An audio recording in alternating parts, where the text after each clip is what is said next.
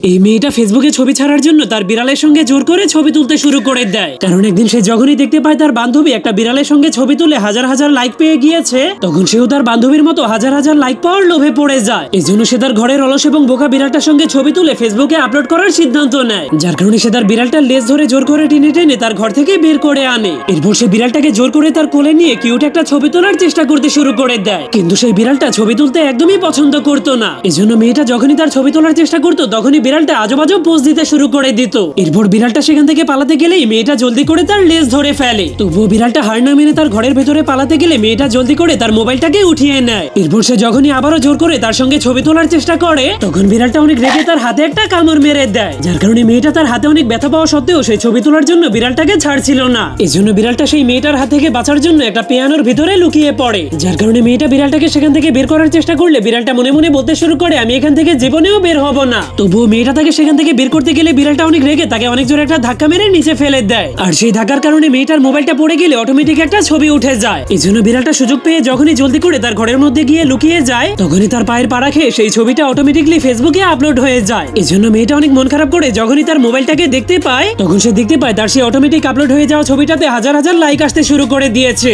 যা দেখে মেয়েটা অনেক অবাক হয়ে গেলেও অনেক খুশি হয়ে যায়। যাওয়ার আগে আপনি কি বিড়াল পছন্দ করেন কিনা তা কমেন্ট করতে ভুলবেন না।